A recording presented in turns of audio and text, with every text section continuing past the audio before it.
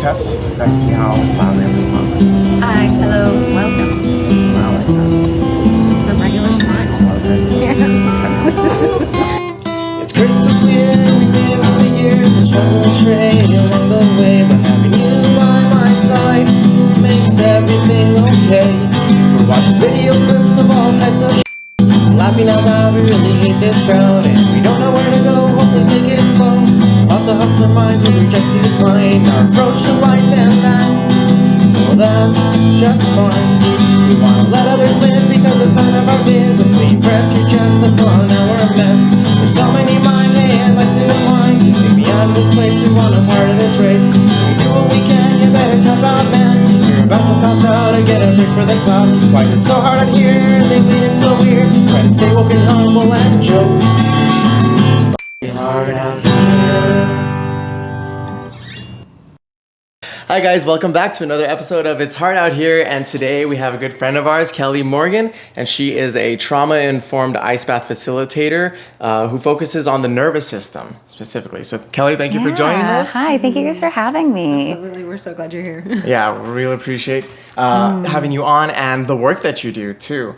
So I guess a little bit of background about how we met Kelly would be nice, right? Yeah, for sure. We had started going to, obviously you all know that we go to 10th Planet Jiu-Jitsu, and Kelly does ice bath facilitating, and that's how we met her essentially. Yeah. We started going to the what do you call cold plunges, right? And it was the first time we had ever done it before, right? Well, I did some in high school, so I had a very small exposure to it, but this was much more advanced, like doing this. Yeah. It's okay. Well, I mean, the methods that Kelly used was very helpful, right? Because I was kind of really scared about it. Sorry. Yeah, rightfully so. The cat's not getting enough attention right now. It's Hi, okay. Ziggy. Animals and I love each other so much that like this always happens. I'm here for it. She senses you here. She says, "Have you started?" Ziggy. Yeah, she was quiet this entire time. We're recording. Cool? All right. Thank you. Okay. That's all she wants. She just wants to get talked to. Yep. But yeah, so I was super nervous about doing the cold plunge because I had heard, I mean, obviously there's tons of benefits to it, but I also heard like it's kind of a miserable experience, right? And I'm just not about that. Yeah. But I mean, the methods that Kelly she was guiding us through it step by step. And what's the method? I always forget the name of it. Titration, right? Titration. Yep. She had introduced us to titration, and that was the Super technique useful. that we needed. Yeah, I mean, we were able to get in there for the full time that was allowed, and even go beyond that too in a very safe and relaxing and welcoming way. You know. But, Yeah, that was really cool. yeah, so I mean, after having those experiences and then getting to spend some time with Kelly, of course, we were like, dude, we got to get her on. You know. Yeah, And just- so much information, Yeah. so much wisdom that you've shared with us. Thank So- you. Yeah. And so here we are, and we're doing it now. Yeah. So And, yeah. where are you originally from? So I was born and raised in New Hampshire, which is fun because you don't actually meet a lot of people here in Austin, Texas, who are from New Hampshire. Yeah. But yeah, so I moved around a little bit. I lived in like upstate New York for like a hot second, but then kind of came back to New Hampshire.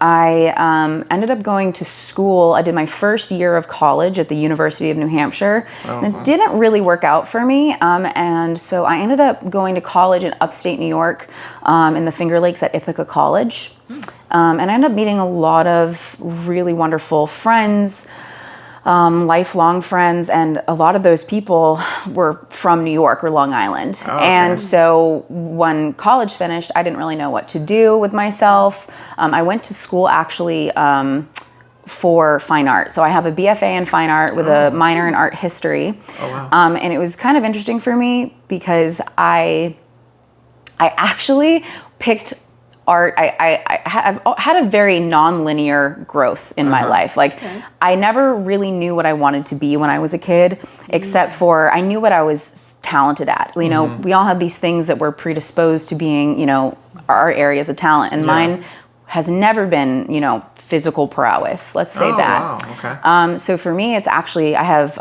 some chronic health conditions. Okay. And there's like some lineage in my family of chronic and mental health issues, if you will. And so like I was always very good at art. So that was my thing. And when I was younger, predisposed to being very good, natural talent for art. And then I even had some poor experiences in middle school and high school where I actually ended up giving up art for almost 4 years because I actually had a really terrible teacher in high school who like kind of traumatized me and told me I would never make it. What? Yeah, and so I ended up giving up on art actually, and I started out school thinking I was going to do environmental science. Yeah. Because I was really into like my little like eco warrior was like really big of like everyone needs to recycle and take care of the earth because you know it's actually not even about the earth. The earth's still going to be here, but like if you care about people, it's like our environment. Right. Yes. And from there, and then I, got to college and I was like, chemistry, So I ended up like pulling that one back in. And I was like, I don't want to do that work. I was like, maybe I could, but no. Yeah. And anyway, went to school, didn't have an actual, what's it called when you don't have a major? Undeclared? Thank you. And I ended up doing that kind of like just playing a couple fields in that first year. And then it was once I transferred over to Ithaca College, they had a beautiful art history department. And I was like, okay, I've been told that I can't succeed as an artist, so I'll go into art history. And I thought that I wanted to run galleries. And so I started kind of going down that path. And then I had another professor who was basically like, this will consume your soul. So if you're ready for that, go for it. But if you're not, don't. Wow. And I actually was super grateful for her because she was super honest. And she's like, I've done this for many years. I've run really high level galleries. And I was like, all right, thanks. I want a life. I actually want these things that you're saying that you struggle to have within the structure of this. And so I ended up being like, okay, maybe I don't want to do this. Okay. Had an art teacher who basically was like, no, she actually ended up doing the opposite of what my teacher in high school did, where she actually did all the applications for me and got me into the BFA program, and all I had to do was sign a piece of paper. That's So nice. like that was super cool. Yeah, everyone needs that. I feel like that's really lacking, especially when you're going for higher education. Yeah. You have no idea what you're doing, where you're going, and people are just like, yeah, okay, you sign up for this, whatever, and then that's it.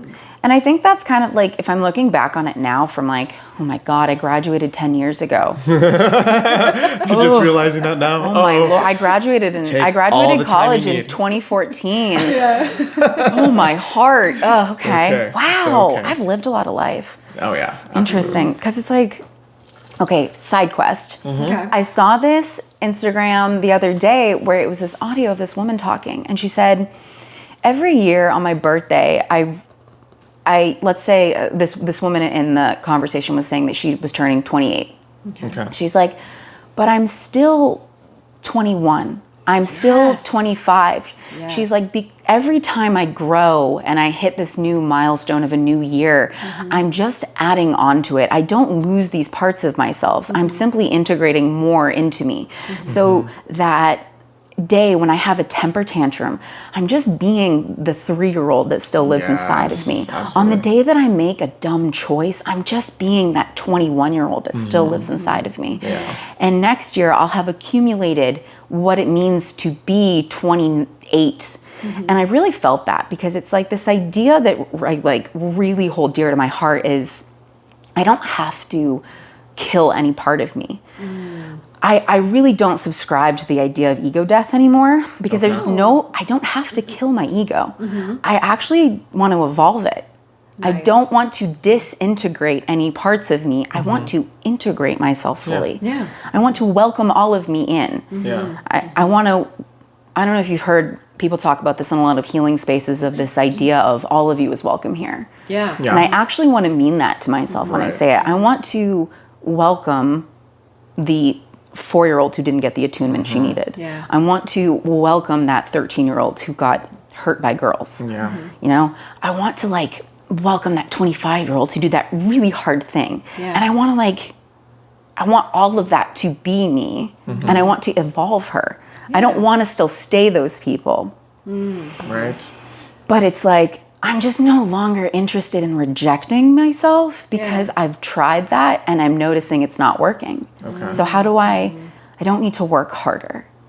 I need to work different. I don't need to, that's been like my I think that's been my 2024 thing. Yeah. Is I am done working harder. I'm not going to work less hard, but I want to do different. That's what one of my teachers, Cole Whitty, she says that all the time. She's just do different. Okay. Because I don't have to keep people's like work harder, do better, keep going up, upward movement. And it's like, maybe not. Maybe I actually need something lateral.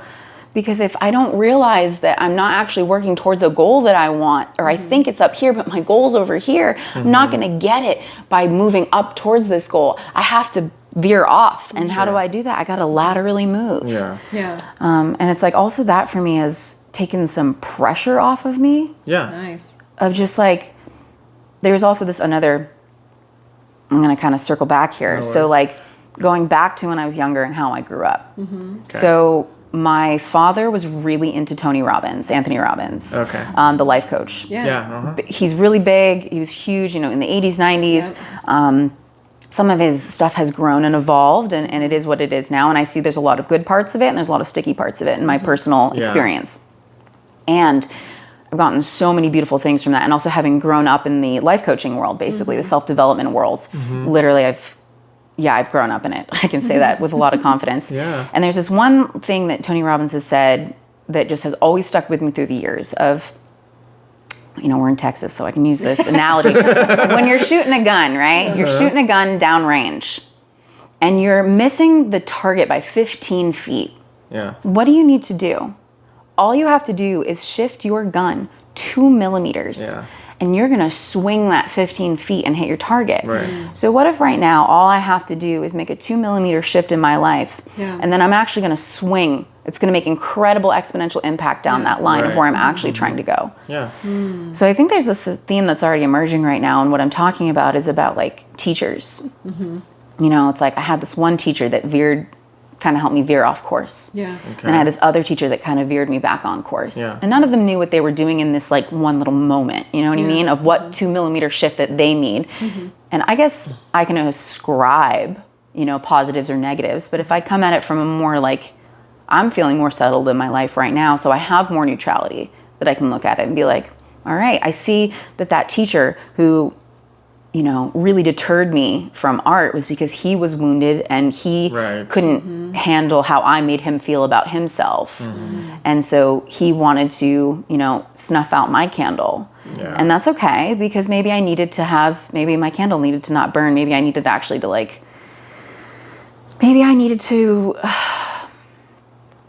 let myself not burn through that whole candle yet. Maybe I needed to save it. Yeah.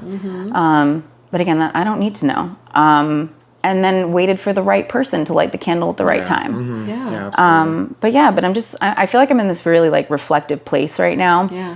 Because I've done a lot of work with myself and understanding my path. And so I guess kind of then coming back to like my journey is like, art was really interesting. I kind of chose it because it felt like not having to choose anything. Oh, okay. Because art was me being able to, you can bring anything into art. It's a reflection of the human experience. So I can talk philosophically. Yeah. I could bring in life coaching into that, but I could also bring in whatever detail I wanted to talk about. Anything, literally. We can talk about the environment with art. I could talk about, I don't know, whatever. So I think that was my way of like not making a choice now that I look back. And then I moved to New York City. And I was broke. I had 2 months worth of money to get by on my bills. Wow. I moved to Harlem. Some like, oh my God, I was in the middle of Harlem. It was like, if anyone listening knows Harlem, it was like 135 and Malcolm X. I was like in the heart of Brooklyn, and this like freaking little white girl like moving into an area where I am the minority, and it was there's a lot of culture shock. I had to deal with a lot of it was a very focused growth period for me. I had to look at my own privilege. I had to look at my interaction of moving into this space, into the these contexts that I had never met. And so there was a lot of pressure and growth in that sense, but also being someone who did not grow up super wealthy. I had a lot of my needs met, and I was on my own. I've been on my own since I was 18. And I ended up having to get a job in restaurants. Yeah. Because in college I had worked in a bar. It was like the college bar, and I'd ended up being like the bar manager at one point. Nice. But I get to New York and it's a different game. And they're like, no, you can be a host somewhere. You go, yeah. And I luckily had someone who I went to school with who was like, okay, I can get you an interview at this place because they love references. And so I ended up getting an interview at this one restaurant called, it was a restaurant group called Lavara. And they wanted me to be their host. And I was like, okay, cool. And I did not know what Michelin was. Oh, right. At this time. When they hired me to be a host at their restaurant, I had no idea what a Michelin restaurant was. And I was like, okay, cool. This is like a nice like restaurant. Awesome. I can be polished. Anyway, did that. Learned how important that is to people in that world. Yes. Very quickly. And it was really cool. I ended up working my way from host to server to bartender to manager. Wow. Nice. And I was this little like, I don't know, how old was I? 24, 25? Okay. Oh, wow. Yeah. Maybe, I would like to say, I think. I can't totally So remember this time. is like 2015, 16 those Yes. years? Okay. Yep, exactly. Wow. Look at you. I'm trying to You're keep tabs. great. Oh my gosh. Man, I think the time's a construct and I'm like, where am I right Sure, now? yeah. What year is Yeah. it? So thank you for keeping me grounded in this moment. I need you. But yeah, so that was super interesting because I just learned so much. And that whole time I was going through an incredible amount. Because like I said, I have a lot of chronic health problems. I had been diagnosed when I was younger with, I think it's called a different name now because like as we keep growing, science like they keep changing names for things and whatever. But I guess so. I have hypermobile spectrum disorder. So basically, it's similar to like Ehlers-Danlos. For anyone who knows that, people actually those are like pretty much on an even level. It's just they present with slightly different things. But basically, it's all of the ligaments and tendons in my body are too loose. And so I'm prone to sprains, strains, dislocations. I've also been diagnosed with, and I don't know if I totally subscribe to this diagnosis because I have lots of feelings on how things are diagnosed in the Western world medicine, but also like fibromyalgia, things like that. I have sensory processing issues. I'm neurodivergent, so I have like a different way that my brain processes information. I have technically more synapses and things like that, which is why I have sound sensitivities and light sensitivities. So it's very interesting too to kind of look back when I didn't even know all these things about myself and to see how much I struggled in those environments, and I thought something was like wrong, bad, or broken with me. Yeah. And I was like, looking back on that, it's hard because I was like so desperate for help. Yeah. And I was like asking so many people to help me. Right. And they couldn't because they didn't have any information. Yeah. And I noticed even looking back on them, like on those times where I'm like, what was I doing to try to help myself? I had a lot of like coping mechanisms and strategies and, survival mechanisms that now that I know more, I'm thankful for them. I can't say that I've always been there for that. And I also want to for anyone who can't be thankful of that stuff yet, that's okay. But to be honest, I'm thankful that I drank heavily for 10 years. Oh, wow. Really? I am really thankful that I did not get to the point of alcoholism, but I rode that line. For sure. Okay. Was that your main coping mechanism during this time? Because you were going through culture shock through environment and through work. 100%. Yeah. But you know what that did was it helped me dull my senses so that I could get through having, chronic pain my whole life. It's really interesting. I've never had a day in my life where I haven't been in pain. And I don't know if anyone who hasn't experienced that can really understand what that's like. It actually messes with the synapses in your brain. It changes things. Yes. And so this is why I'm also on this embodiment journey, because I've spent years and decades actually of my life disintegrating my brain from my body because my body wasn't a safe place to be. Yeah. So me working to reintegrate my mind, body, purpose, all these things. It's freaking hard sometimes, and it's a lot.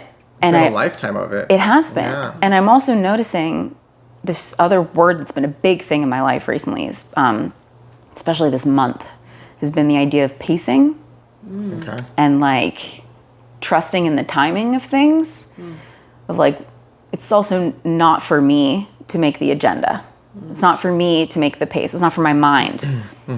What is the pace that my body needs me to go at? Okay. Another perspective of this is, what's my dosage? So let's say that I have a really bad headache. Today, I might just need 1 Advil. That's the appropriate dosage. Okay. Now, let's say next week I tear a ligament in my knee. I might need to get on, like there's, certain dosages of you want to get on ibuprofen. Maybe let's pretend it's 4 every 6 to 8 hours, because that's the appropriate dosage for what I'm going through in that moment.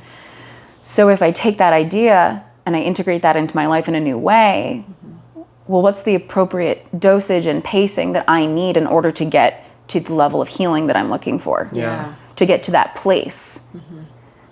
So I can't just heal all of my PTSD, fibromyalgia, hypermobile joint disorder. Like I can't just work harder and faster to change that. Yeah. Because what if that's not the appropriate dosage or pacing that I actually need in order to get where I'm trying to go? Yeah. Because would that be too much of an overload as well for your brain to try to reintegrate? Yeah. Yeah. 100%. How do you how do you go about like assessing what is necessary and what to kind of stave off on? It is the most annoying answer ever. It's the answer that no one wants. Dude, my God. It's the answer of context is king. It's all about the context of the individual person, of the individual nervous system. We are the sum of our experiences and yet also not.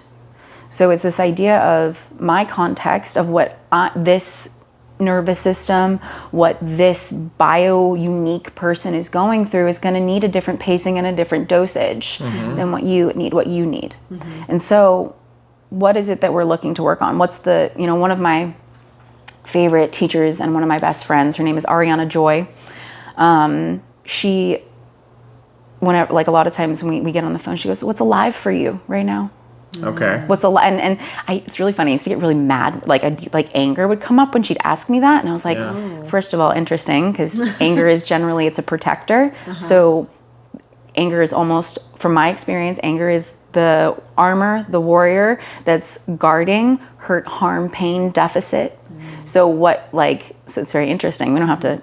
I could go into that, But it was interesting because I noticed for me when she was asking that, I was like angry because I was like, and I was like, why do I feel a constriction of someone actually asking me what's going on with me? I can relate to that response, honestly. Yeah. Because a lot of times that's my initial response. Yeah, because at first I didn't understand what she was asking me. So first there was I was protecting my confusion about not being able to have the correct answer for her right away.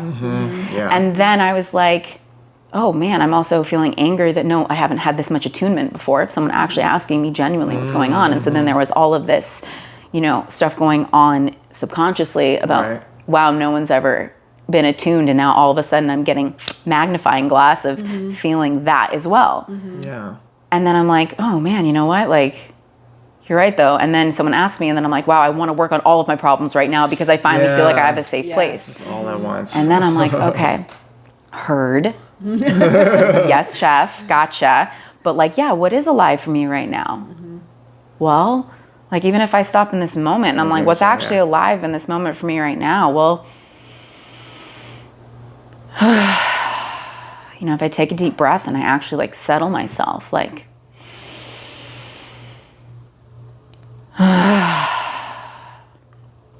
I'm scared of not being understood. Scared of not being seen in a way that I want to be seen, that I want to project myself. Yeah. Yes. Because I can't control how you perceive me. Yep. And also generally we perceive others from the state that we're in. So someone else could see me as this really calm person right now, but it's because maybe they are calm themselves. Right. But yeah. maybe if someone else is upset, they could see me right now in this, sitting here on this couch with like a flatter affect on my face. They're like, she's being a jerk. Yeah. You know what I mean? Like if you've heard of RBF, Yes. resting bee face. Oh, okay. I was like, So yeah, like it's a super common term that we hear, right? But that's actually a coping mechanism. That's actually a nervous system response. Oh. So people who have flat affects on their face, so this is generally considered to be tied to the fawn response, from how I understand it, because there are, do you know there are 4 responses: fight, flight, freeze, and fawn. Yeah, I just Oh, learned okay. about this one, I think last year. Yeah. I've never heard of fawn before. Yeah, so fawn is more tied to people tend to explain it, an oversimplification is the people-pleasing response. Oh, okay. So, and this is a response, fawning only exists in mammals because it's actually a social engagement protection. Okay. So, all right, I'm going to use a slightly extreme example. Oh no, All right. actually, let's go with this one instead. So we're in a classroom. Okay. And the teacher is sitting at the front and he says, if any of you stand up or get up for any reason, you are absolutely going to have detention and you're going to get detention for an entire month. I don't care what your reason is. Stay sitting and do your work and keep your head down. Okay. All right? So then what's going to happen is, what's my response? Okay, that person is the leader in the room. They're actually the biggest threat, because if I disobey the lead mammal, then there is a potential for hurt, harm, or deficit that actually could end up being a threat to my life. Because that's how our nervous system reads it. Okay. Because if let's say I drop my pencil on the ground and then I'm like, oh my God, he told me if I get up, if I move around, I could get detention for a month. Well, what's my context? What if I have to work after school to keep my family like surviving? What if I get detention and I come home and my parents are gonna like cause hurt, harm, deficit, pain, loss? You know what I mean? So what's gonna happen? This intelligent part of our nervous system is going to keep us shut down. And also, let's say the teacher says that and I make this face like this, how dare you say that to me? Like, what if I have to go to the bathroom? I have issues with needing to get up and ask to go to the bathroom a lot. Well, if I have a visceral response and that teacher sees that, and he's like, are you disobeying me? Right. Yeah. Right. So that facial expression could actually cause a reaction from the person in charge and actually cause me hurt, harm, pain, or perceived threat or actual threat. So that's why when I'm walking around or I notice someone who has a very still affect on their face, or when they talk kind of monotone, I'm like, does your nervous system feel safe? Because your nervous system potentially, maybe, doesn't feel safe to emote your actual feelings and reactions. Oh, okay, so they're guarding themselves. Yeah. And here's the thing, this whole idea of mind over matter, Yeah. it's kind of crap. So here's the thing. It is and it isn't. It's a yes and, it's a both and. Okay. We can only mind over matter to a certain point because there's a flood line where our nervous system is is the organ that connects when people talk about the brain-body connection, it is the literal connection. It is the thing connecting your brain to your body and how you perceive the world. So the nervous system, I like to say, is simply your data collection. It's your safety and threat collection system. Okay. So all it's doing is gathering raw data to see where are the safeties and where are the threats. That's it. And then that information goes up to our brain, to our neocortex, and that's where the information is determined. That's where the context is understood. That's why when we watch a scary movie, we jump at scary things because your nervous system cannot tell the difference between actual and perceived threat. Yeah. So also this is why I personally choose to not ever shame anyone for having a jump response or a scare response, because it actually just means that their nervous system is working appropriately. Okay. And if someone has a very engaged jump response, then maybe they're not feeling safe, or they have had a much data in the past of showing a less data for safety and more data for threat. So if I then make fun of you I'm a threat. I'm actually giving you more data for lack of safety. Ooh. So I'm not going to make fun of you. Okay. Because that doesn't really feel attuned to me. So is that like a learned response though? If someone's like super jumpy with every kind of like noise or... I don't know if I want to say learned. It's kind of like it's a muscle that was built. Okay. Because of an environment. So the definition of trauma, and again, people get really precious with the word trauma. I feel a little bit more neutral about it. Okay. Because technically, if I get a paper cut, that is a trauma to my skin. Okay, yeah. Now, also, we can have a car accident and someone can get, significant, we could break bones. That's it's also a trauma. But again, I like to think of that as a slightly more neutral word that has just getting a lot of hype put around it. Because the definition of trauma that I subscribe to is simply too much, too soon, too fast, or not enough. Okay. That's it. And that's why two people can go to war and one person comes back with PTSD and the other person doesn't. Because a situation could have been too much or too big or not enough of something for one nervous system to handle, but the other person might have had more resources or had some aftercare that they needed, that they had the level of attunement that they needed to not have had lasting effects. Yeah. So again, this is when we talk about appropriate dosage, pacing. I was just thinking. Nervous system, bio-uniqueness, individuality. Because again, it's unique to the context of you. Yeah.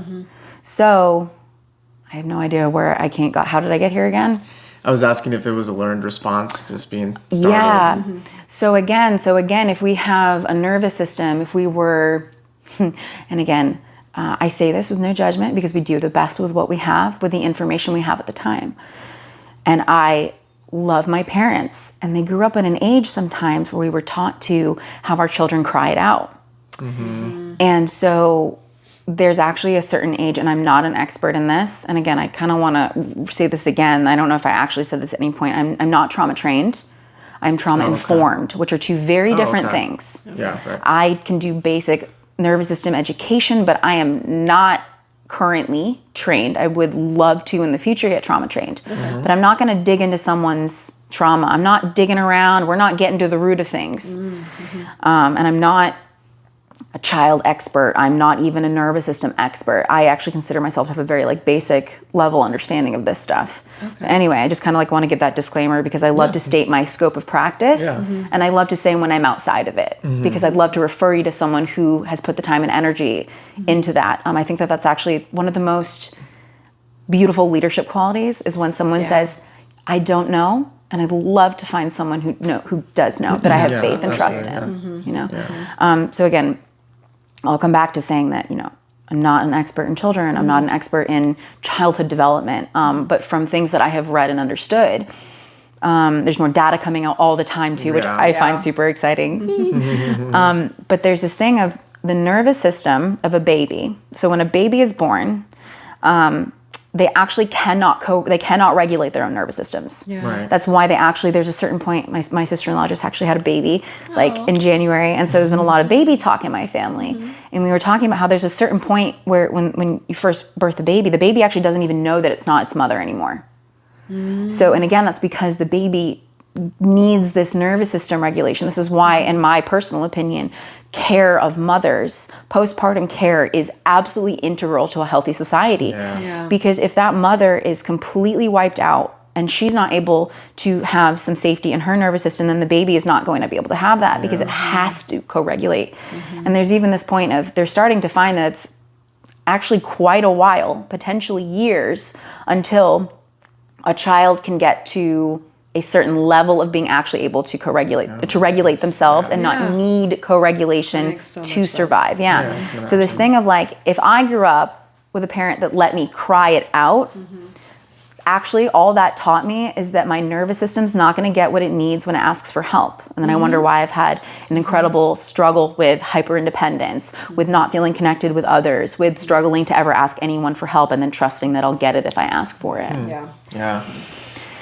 And there's some people whose parents, you know, they did it different. You know, they went against the grain and they didn't do that thing. Or, and I don't have judgment for it.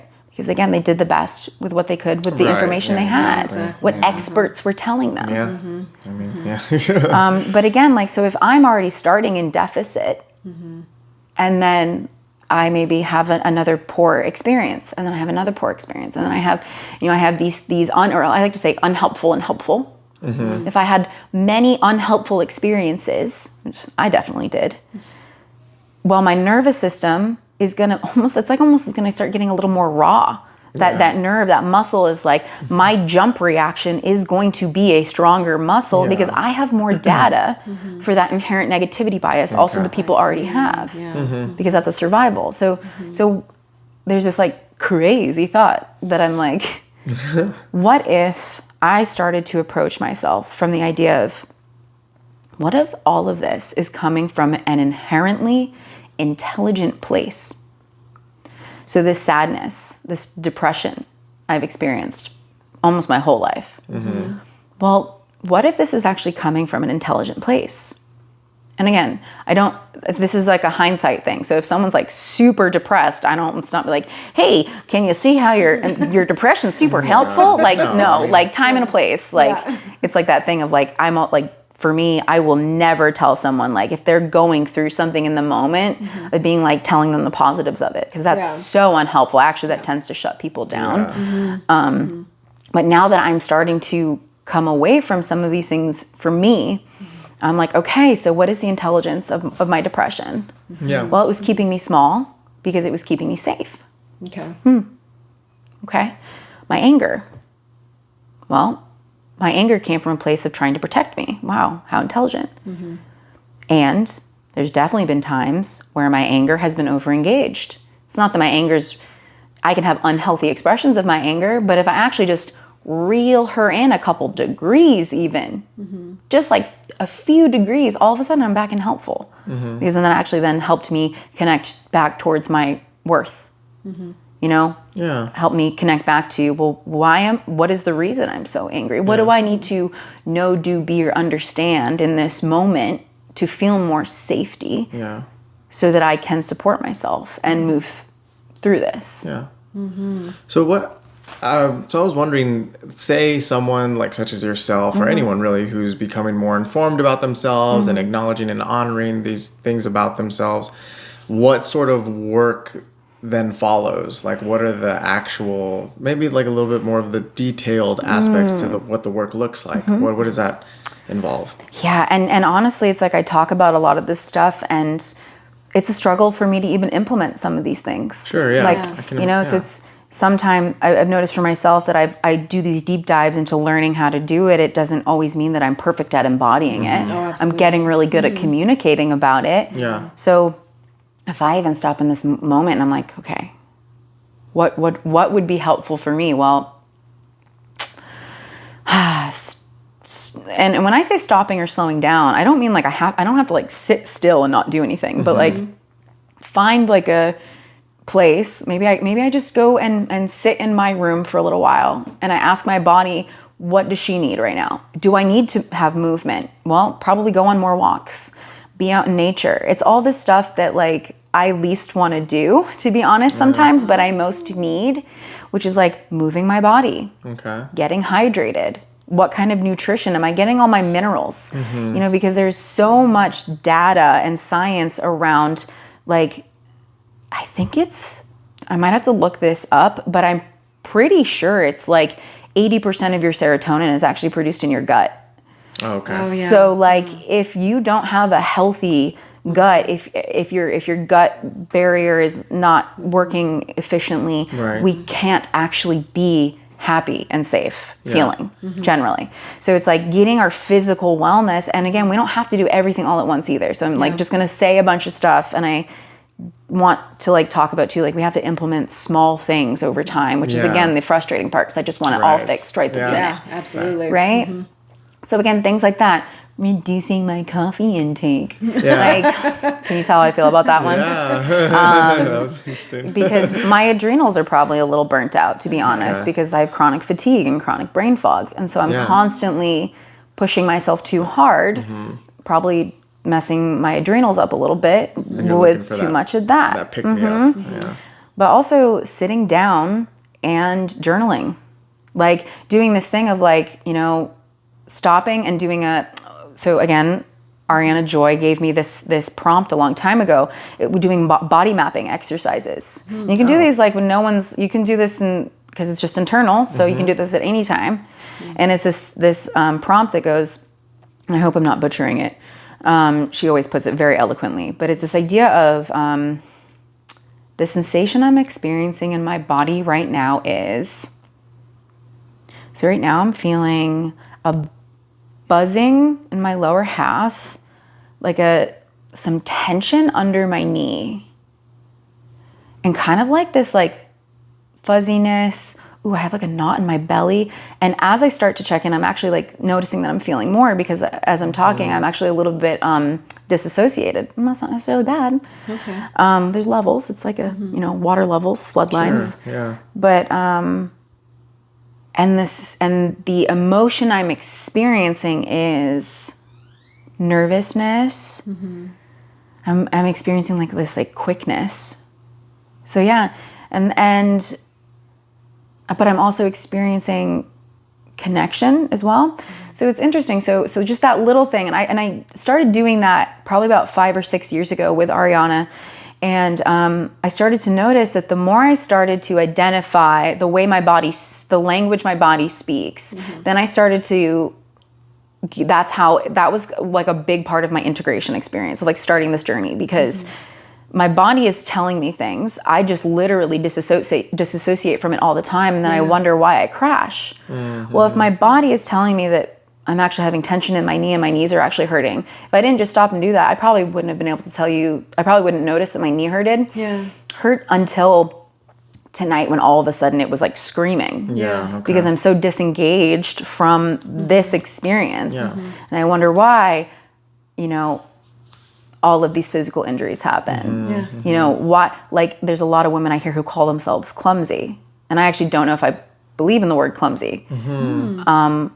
Have you lived a life where people have chronically pulled you away from your own intuition and encouraged disembodiment?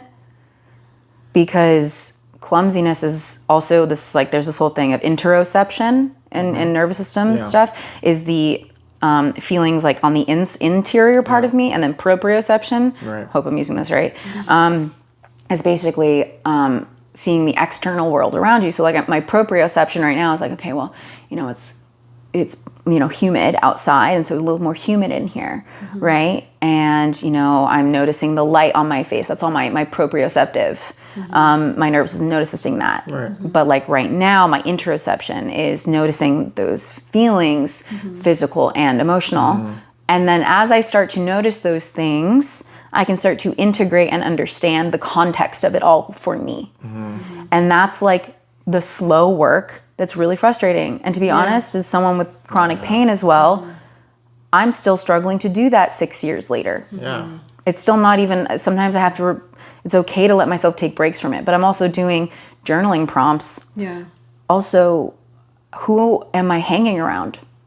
Am I hanging around people who are bringing me down? Or am I choosing to hang around people who want to have these deep, hard conversations? I love it. Like sometimes I'm like, hey, are you available for me to I just want to vent, and then I'll vent. But I've had friends who then encourage it too much. And then all of a sudden I'm in a spiral. And again, nothing wrong. Like I'm not saying there's anything wrong with that, because I've also been that person, it me too.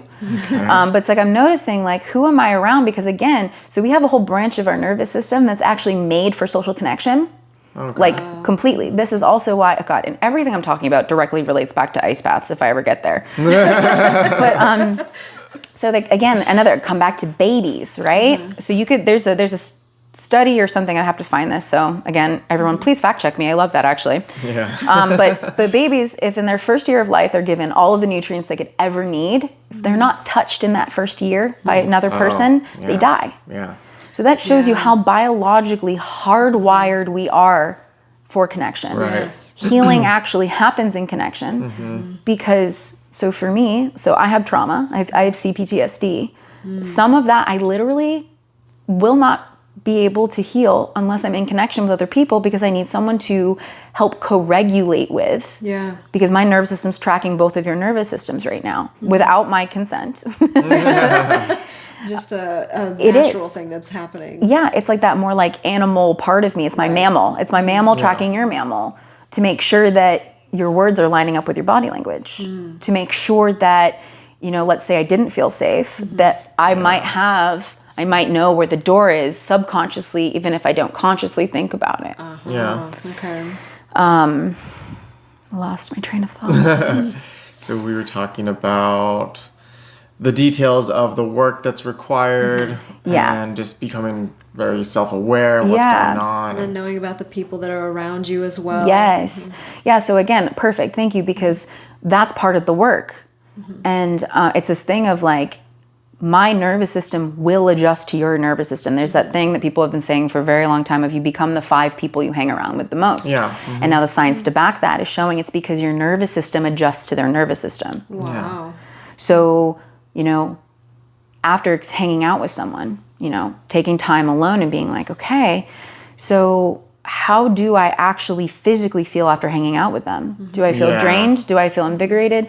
Did that feel like I was trying to make sure that they felt okay the whole time? Right. Or did I feel better after being with them? And again, it's not always about judging it or being like, I didn't feel good with this person after one time of being with them, so that's it for me. Okay. But it's like cumulatively.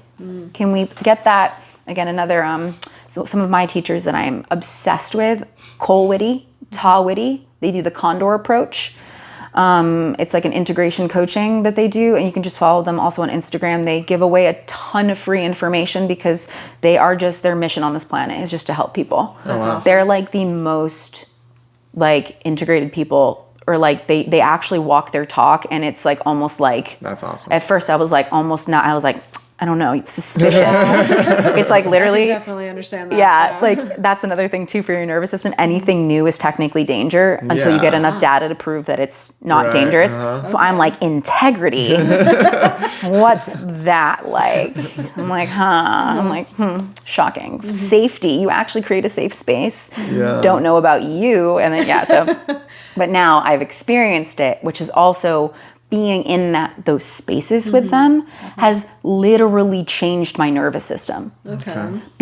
And now I'm able to experience myself differently because of the people I put myself around. It's like a biohack. I'm literally using my own nervous system. And this is another thing that Ta talks about.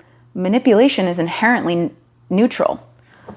I'm manipulating my phone when I'm just like right now moving it around in my hand. That's technically manipulating. So how do I take this thing that, again, this word that's had a lot of demonization attached to the word? Because again, there's, toxic versions of that. Right, yeah. Unhelpful versions, Like very exploitive. unhelpful. Yeah. But then there's a helpful way. So how do I lovingly manipulate my nervous system into a better place? Yeah. We manipulate our kids into doing things that we need them to do. I say ours. I don't have children. I like talk as if we have a collective child together. I don't know what's going on. Kind of. With, the way humans are. Yeah. Collectively, we do, sort of. Because again, we're built for tribe. We're built for connection. We're built for co-regulation. Yeah. Like, you're not supposed to do it alone. Yeah. Yeah. Literally. I mean, we're constantly going through it, honestly. With the kids, since you bring it up, it's such a prominent aspect of our lives, just the other day, because I'm a very logical person, logically minded, and so I try to do my best to explain the reasons why I'm doing or saying the things that I'm doing or saying to them, and be like, look, like, I'm not trying to be a jerk, I'm not trying to control you, I'm literally doing this and letting you know about these things so you can set yourself up for success, so you can have a less difficult time. But I get frustrated and I get upset. I'm sorry, because I'm human. I can't help it sometimes. I just get to a point where I'm like trying to help you guys out, and you just constantly push back on it, and it's frustrating, you know. But I try to, my way of I guess managing through that is verbally expressing it, you know. And but also there's a lot of like physicality to it too. Obviously, I'm sure like my face is constantly, you know, just like going through it, and We're like my showing body our language emotions and things like that. And they're, because they come from, you know, I think it would probably be considered CPTSD as well. So they're hyper aware of how other people are feeling. So if we're frustrated or if we're feeling a certain way, they're like, oh, okay, what's going on with you? And so they're maneuvering that as well. Yeah, absolutely. Yeah, and I try to like keep, because I try to stay aware of that as well, and I will, but I'll just let them know like I'm frustrated, okay, like I'm sorry, and I'm like doing my best right now just to keep it together, you know, because it's just so easy to blow up, and I have like a couple times, you know, and then afterwards I feel terrible about it because I know what they've been through, and like I don't want to be that example for them. I want to show them how it can be, you know, a better way that it can be, a more, like you were just mentioning, a more healthy manipulation, you know, and that just to get through it. So Well, we don't yeah, have that to. is what like parenting is just making sure you're not causing damage and you want to be there for them. So it's like an interesting type of manipulation, and you don't want it to be that toxic kind. And I think we had a previous guest that was like, I'm hoping, or I'm trying to realize those times where my child might consider this like, they're going to remember this as like, my mom was this to me, and they're just trying to go through and help their child as much as possible as well. But then they're cautious or conscious at least of like, that could have affected them this way. And I have no idea if it's going to be super bad or okay. So that's very interesting that you're just like trying to figure out what's good and what's not. And like as far as like making judgments on these types of things, you know, it's difficult, right? Because to a certain extent, you do have to consider things might be unhealthy or quote unquote like bad, you know, to be around, because you were talking about just being around people who actually do the work, right? And it therefore has an effect on you as well, right? And your nervous system sort of, I forget the word you used, they like co-regulate, you know, and because you're like co-inhabiting a space, right? And you guys just like kind of vibe off each other, for lack of better terminology, you know? Yeah, true. And so like that's what I want to provide for the children as well, you know, because I mean, like I said, the experiences that they've had, you know, they just know like shut down or like fight back with aggression, you know, and it's hard to really deconstruct that and like let them know that that's what's going on at the same time, right? Because they're inexperienced, they're still learning a whole lot right now, and they don't have any point of reference for anything, right? So it's frustrating too to realize how difficult it is to help them understand those things, right? Because as we get older, we sort of naturally just come to understand them, right? Like I have this sort of concept in my head that you can understand something like logically and have the knowledge for it, but to really understand it, it takes like a visceral experience, you know, like to really feel it and be like, there are several moments in life where you just kind of come to a realization like, oh, that's what that meant, or that's what that means, you know, because you're finally feeling it, you're finally experiencing it. And I try to tell them about that too, right? Because I'm a very like verbal person. That's how I communicate. And I'm just like, look, you guys don't get it now. I don't know how else to explain it to you. I'm sorry, but like one day it will make so much more sense. But I'm trying to tell you right now the best that I can. Like this is what's happening, you know? Yeah. Well, I think they're handling it pretty well. Of course, they're just not going to be trusting all the way. Like their guide for like safety is so different. Yeah. So they're just like, I feel like they're always on guard first. Yeah. And rightly so. I mean, you know. Yeah, and that's again like coming back to that idea of like that's an intelligent response. Yeah, exactly. You know, like wow, I'm really grateful personally, if I may reflect on your situation. It's like I'm grateful that their systems are online. You know? Yeah. And there's this idea of again, they might just be slightly overengaged. So let's just it just needs to get reeled back a little bit maybe. I don't even know if it needs to, but potentially.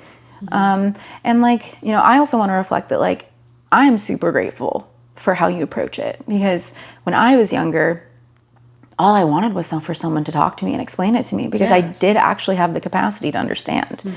Yeah. If someone had actually just spoken it to me, now it might take a second for that, again, the Condor approach, one of their taglines is, integration isn't optional, because an experience will integrate into us no matter what.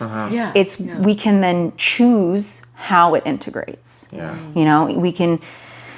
We can, I could go into that, but I want to stay on topic of this idea of like, they talk about this in the nervous system and trauma world. Even if a child was given the most level of attunement, perfect care, everything they could have ever needed, they still will come away with their own work to do. Yeah. And so, yes, I do view it as my job to a degree to not actively choose to harm people. Yeah. Yeah. And some of it isn't it's not about my agenda, because again, like I could say something, what if the most loving thing I could do for you right now, if I'm your parent right now, okay, right? Is I'm like, no, Yeah. no, you can't have any more coffee right now. Yeah. No. Yeah. Right? Now you might have all of your own reactions and feelings to that. And this is the thing, it's like getting activated. And I say that word is like starting to get big feelings, you know what I Yeah. mean? That's not inherently wrong, bad, or negative. Yeah. It's healthy. And there is this thing where I had this freak out. And this was maybe like 6 months ago. I was talking to one of my friends where I was like, I don't think I can have kids. I was like, I don't think I can do it. I was like, because I am not, I get too sad, and then I get too angry, and I swing wild on this whole emotion scape, and I'm just going to traumatize my kids. I'm just going to screw up my kids if I have any. And I know it's almost like this, like there's this level of like, all of a sudden you have too much and you know too much. And then you're like, that's it. Everything I do is going to make everything worse. Yeah. And then she so lovingly said to me, she's like, Kelly, what if the work here is not to never, fight with your partner in front of your kids? What if it's not to never explode, but to show them how to repair it afterwards? Oh my gosh, yes. Because that's the thing I realized. When I was a kid, I saw plenty of explosions. Yeah. I saw plenty of hurt, harm, pain, deficit, but I never was shown how the adults fixed it. Right. Yeah. How they repaired the Yeah. rupture in the relationship. Yeah. So to me now, I have an issue. I struggle with conflict. My people, I like a joke, like, the force is strong with this one, with my people pleasing. Like, I am so good at people pleasing. Yeah. I am so good at diffusing a situation. But I've also learned that even that mechanism has almost overengaged, where I will try to control and keep a situation at a level of calm and peace to my own detriment now. Yeah. Okay. Yeah. So it's like in almost trying to avoid hurt, harm, pain, deficit, Yeah.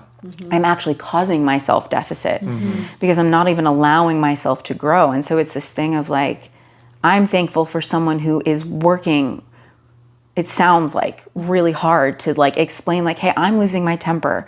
How do you feel about that? Where does that feel in your body when you are experiencing this? There are so many little tools and things that we can also use to not only help regulate ourselves, but kids learn through that co-regulation. Yeah. So like they notice it. So what happens let's say that I get really anxious, and then that means I'm getting some chaotic energy, right? And then the kids are maybe noticing, they're tracking either consciously or subconsciously my anxiety, because we're mammals. We're going to track that. Yeah. So what if in that moment I said, wow, I'm noticing that I'm feeling a little jittery and I am feeling anxious. I'm going to take a parasympathetic breath right now. What that is you breathe in, you take a little sip at the top, and you have a long, slow exhale. We're going to talk to our nervous system. But what am I doing? I'm actually teaching something to the kids on how to help regulate their bodies with their emotions. Yeah. That's so funny. I literally did that on the stairs the other day after we had a little confrontation, Yeah. So how do we bring in a little bit more relative safety Because the more safety we have, the more access to ourselves we have. We don't have access to ourselves in that state of overwhelm or underwhelm. Yeah. So how do we just start to, maybe that's it. Maybe that's all the work. I don't know. Yeah, Maybe the whole reason Yeah. you're supposed to be in their lives is just to show them what it looks like to be someone who is going through something and is working on doing the work. Yeah. What if that's exactly what they needed? Because like I grew up with, you know, my parents, you know, my mom's been married 3 times. My dad's sort of been married 3 times. Like lots of people in and out of my life, Yeah. right? Okay. But I consider myself that I grew up with 3 parents. My mom, my dad, and my stepmom, Maggie. Ex-stepmom, whatever. She's my stepmom forever. Yeah. Okay. But my stepmom, Maggie, was my safe place. She got upset and she told me, Kelly, I'm upset right now. Yeah. We would talk about it. And then she would be like, I just need to move my body. I feel upset. She taught me how to embody herself. Interesting. You know, and then there's other things that she didn't work on. Not for lack of not trying, but you know, we all have our things, right? Yeah, of course. But she taught me something that I didn't realize was the seed I needed that was growing into the sequoia. Yeah, right. It's not my business what seeds I plant with either of you today. I'm going to have I'm choosing, because again, this is not something that I have to choose this every day. I'm choosing to have a level to trust that I don't need to know what seed I'm planting, or that if I even planted one with you guys, because it's not my business. Yeah. I don't need to come over here and save you. Again, this is something that my teachers talk about, like, we all got a Captain Save a Hoe in here. But I don't need to. That's I don't need to come and amazing. save you. Yeah. I'm just going to be me, and I'm not interested anymore in hiding who I am and making myself small, because that's not helpful to me. And I don't know in what beautiful way I could invite you guys to grow. Right. Yeah. So how did you realize this, or whenever you're doing work on yourself, or what brought you to doing work to yourself, and then did that lead into you creating this path, this journey that you're doing with helping others? Yeah. Let's see if I can keep this succinct. I was drowning. That's simple to say. I feel like I've been drowning since I was a kid. That's charged. But, Yeah. you know, it's okay, because I know I got me, and that's the point. I've had to get me. Yeah. And I've done all of this work because I was getting my head above water. And then the more I've done the work, I've noticed how all of these other teachers and people in my life have supported me, either directly or indirectly, so that I could get to this point right now of, I'm not out of the water right now. I'm not claiming to be, but my head is above water. I got floaties. And I'm so grateful. And there's days where I'm not grateful. Like, do you want honesty? I will. I will give it. I will always give it straight. People have told me my whole life, you're very blunt. I'm like, yeah, I am. Absolutely. No, because I'm just not interested in the small talk anymore. I don't think that's what humanity needs right now. Yeah. Like, I want to bring Right. safety and honesty. And when it comes to that, I've then taken all of this, and with my partner Kai, also, he could come on here and talk about all of the actual awesome applicable things with like ice bath, sauna. He is just as knowledgeable in like a slightly different frame than me. Like, he is the athletic guy with how all of these tools help. So he's absolutely phenomenal. We fill each other's blind spots, I like to say, or like we dovetail each other really well. That's awesome. But this idea of like, how do we bring all of this information into the healing space? Because I do really feel like that's what I'm here to do. I'm here to educate. I'm here to like just bring in new invitations to people to try things, to have more tools in our toolbox. That's it. I'm not saying that there's one way to ice bath. There's actually plenty of ways to ice bath. Yeah. I'm going to talk about one because there seems to be a bigger gap in the market for it. Okay. But like, there's multiple ways to get in an ice bath. There's multiple ways to then take this trauma-informed, somatically oriented protocol and put this into a space that is incredibly healing. You know, again, another one of my mentors, her name is Kristen Weitzel. She is the owner and founder of Sherpa Breath and Cold. So she does a teacher training. And Kai and I came to her because we're like, we have some really cool info. You're also in this field. Let's see what's going on. And she's taught us, because we're breathwork teachers as well. So we have breathwork information, and then Kai and I had been more focused in the cold and sauna world. Anyway, we took all of this and put it together because she talks about how breath and cold are two of the most transformational tools that she has found. And she is she's a titan in the biohacking field. And breath world and cold world and all that. That's so awesome. But Kai and I are bringing in this new approach, this different approach, because of the lineage that we come from with this both of us trying to heal ourselves from different things. You know, I won't speak to his journey, but for me, this was a survival. Yeah. This has been survival. Right. Yeah. And I'm finally at a place right now where I'm not drowning anymore. Yeah. And my muscles are stronger, and I'm doing a great job at treading water. And I'm excited to keep. Right now, I'm kind of just pointing out floaties for other people. Someday it'd be really cool to like be in a boat and maybe helping people. Stick with the analogy, I guess. But yeah, and so again, I obviously could talk for another 10 years about ice bath stuff. Sure, yeah. But I kind of want to not run over too long. Yeah, you're okay. But yeah, it's just this idea of like, so how do we bring in a level of attunement to what you need when it comes to breath, ice, sauna, but also these tools are embodiment tools. I've had people get out of the ice bath and feel phenomenal. I personally, and again, might be TMI, but I believe in dispelling things because I also don't feel shame about this. Yeah. I have a sensitive body and a sensitive nervous system and these things. So I have gotten out of an ice bath and thrown up.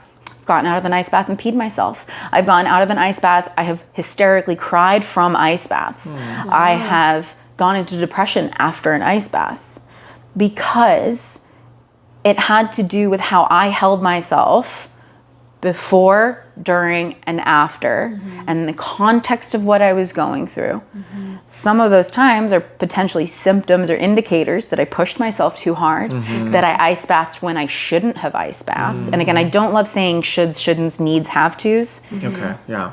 because it's whatever, I could get into that. Yeah. But looking back, and I'm talking to myself personally, but I also know for the most part, I have a basic level of understanding of how the nervous system is directly activated in an ice bath because we're getting the benefits because our body thinks it's potentially going to die. Yeah. So like, yeah, that's a peak experience. Yeah. That's a high level experience. So I'm going to bring in a different level of tools and tools to help someone ride their nervous system in the ice in a way to make it the most helpful experience or for them to get out of it what they're bringing in. It's not my agenda when someone comes to work with me. I have tools, and let's see what tool you need. Because if you need a hammer and I'm coming at you with a screwdriver, Right. that's not attunement. That's not proper dosage. Tie that back in. So Yeah. I hope I sort of answered that in a roundabout, circling way. Definitely. Yeah, absolutely. I mean, it was necessary for you to really get into this type of work, Yeah. right? I mean, it was survival. Well, Kelly, we can't thank you enough Yeah. for coming Seriously. on. As Thank always, you. super informative. Yeah. Personally, There hasn't been a time that we've spent with you that we didn't learn more, and Yeah. that was like incredibly useful. yeah, that was one of the things I loved about our sessions is all of the knowledge that you have and you just share with us the Thank data. you. I'm also a huge fan of data. Yeah, big data fan. Yeah, and who knows? Maybe at a later time we can even talk like more tools and stuff because there's so many ways that people can actually use. Like again, I just want to like to just say like to finish this up of like if someone is feeling really activated or you're struggling and we can always come back to that breath. You know what I mean? Taking in taking in a deep inhale, that parasympathetic sip at the top, and then that long exhale. That parasympathetic breath is beautiful, but also just remembering people that like take a breath in, hold, and long exhale. That's your greatest tool. It's your tool around ice bath. That's the tool around any kind of stress. Yeah. And then the other one I'll just give is, this has been my favorite one this week. It's come up with a few clients actually, is notice if there's some softness that you can bring to your jaw. And notice if there's some softness or slack you can bring to the back of your tongue, almost like you're gargling water. And so if you're ever feeling really high stress, just see if you can do that because no one will notice it. Yeah. And it's actually, there's science behind it. But we're going to finish up here. So I just kind of want to leave you guys with those 3 little active things we can put in our toolbox. Yeah. They're incredibly useful. I know that I've come back to them for sure. And I mean, can we have you on again? Because No, I don't want to talk more. Yes, absolutely. And I know Kai too he could actually give you guys like a lot of like how all this stuff and why we care about this in jiu-jitsu. Also, whitest white belt over here. I'm so like, Same. Fun fact, we were definitely asking Kai. yeah. Oh yeah. You don't have a choice. You're coming out. No, I'm just kidding. Please, he's here for it. Yeah. Yeah. Well, thank you guys so much. And I just also want to say, like, thank you guys for creating such a safe space for me that I feel safe talking about all of this stuff. Like, thank you for providing a container that I can bring all of this here and feel well received. And I think that the energy that I experience from you guys is so supportive and loving and attunement that I couldn't recommend this experience more. I'm so that's grateful awesome. to Thank you hear so that. much. We're so happy to have provided that. You know, we're trying. You know, we may not get it right, and I'm really happy that you're expressing that it was good. Yeah, thank you so much. But thank you for showing me too. Yeah. But thank you for being an example in this world of we don't have to always do it perfect to do it right. This is right. Dude, on that note, like I wanted to say you are such a vital presence for a community that this, or just for the world in general. We need so many more people like this to be this much involved, this much informed, and be able to provide the healing tools and mechanisms that we need. We desperately need in our society. We are struggling. And you know, it's so Kai and he's my life partner and my business partner for those who don't know us, and we have a business called Big Wave Industries, and one of our taglines is a rising tide lifts all ships. And that's the point. We're supposed to co-regulate. We're supposed to co-collaborate. Yeah. We're co-sponsor together. We're supposed to rise up together. And that's something that him and I really value. And again, I'll plug both of us because, why not? Absolutely. But so we're Big Wave Industries on Instagram. I am Spiritual Sugar Mama on Instagram. He's Big Wave Kai. And I post a lot of stuff about nervous system regulation. I'm going to be posting more stuff on ice bath stuff because in the next few months, I'm actually going to be releasing a mini ice bath course for people to start getting more tools and tricks and how to do a more supportive experience. Yeah. So. Okay, cool, yeah. Well, I'm looking forward to that, and we will absolutely put your information in the description. Like, we want people to find you, and that was, amazing Yeah, work. and so y'all are still offering the Big Wave services. So it's changed a little bit. I know we kind of didn't get into Big Wave history, but as you guys had mentioned, we had a 6-month pop-up inside of a 10th Planet Jiu-Jitsu gym, which was phenomenal. It was really great. We really got to bring our services to the people, and the whole point of that was to bring accessible services for 6 months to people. And that was really a community gift with me and Kai. And that was the whole intention of that. And so then now that we have moved back into we're running out of our home. So we have the two-person infrared saunas in our house, the plunge ice bath, and then we have, of course, the portable ice baths that we do and portable wood-fired saunas that we do events with as well. But we're doing we're moving a little bit more into events, private client coaching. Right now we're working with a couple of the female MMA fighters right now to work on like CO2 tolerance training, embodiment work, because that stuff actually is what propels people to real success in my personal opinion. And so we're doing a lot more private client work that is a little more high ticketed in price, just because you are getting our full attention and depth of knowledge. And then also something that I want to move into in the next 6 months, or we are currently moving towards, is doing more like 1-day retreat things at our house where you're going to come for an extended period of time and you're going to come away with feelings of tools in your toolbox, growth, connection, feeling maybe more seen and settled, and having things to walk away with and grow further in your life. Lots of seed packets, if you will, metaphorically. And maybe some sprouts, who knows? And I wanted to ask, you don't necessarily have to be an athlete or anything like that to do these things, right? So Kai brings in more of that athlete aspect. I am general like health and wellness, even though I dabble in that, and I do have a lot of knowledge base in that. Because for me it's like my demographic is people who are currently in a place where they want to grow and embody themselves. That can look like an athlete. That does not have to be an athlete. To me it's more like, are you ready to accept the invitation? Right. That's my client. Exactly. Yeah, that's awesome. Absolutely. Yeah. Okay. Well, again, thank you so much. And no, thank you, guys. Many thanks. Like, this has been incredible. You're a fantastic person. Thank The work you. you do is fantastic, and it is lovely. Like, y'all have to experience this. Yeah, check it out. Try to get some sessions in. I mean, I'm interested in those those day retreats that you Yeah. mentioned. That'd be really awesome to experience. So yeah, guys, check them out on Instagram. That's the main platform that you guys promote. Yeah, definitely. Big Wave Industries, Big Wave Kai, Spiritual Sugar Mama. I will probably respond a little quicker from Spiritual Sugar Mama, 2 M's in that, just because Instagram is weird when you have multiple. It is. It sometimes won't let me click into the other accounts. So Oh, yeah, Spiritual yeah. Sugar Mama is my easiest way to get a hold of me. Yeah. Okay. We experienced that with the podcast. Yeah, exactly. Technology. Technology. Know what that is, exactly. But yeah, and we'll definitely Speak plug easy. those in the descriptions too, direct links, so you guys can get that, and we'll plug it in down here Yeah. somewhere, maybe over there. I don't know. That goes back to the editing room. Yeah. But okay. Thank you All right, guys so much. Yeah, thank you Yeah, again so thank much, you. and we'll see you all next time. All right, take care. Like, comment, subscribe. Bye.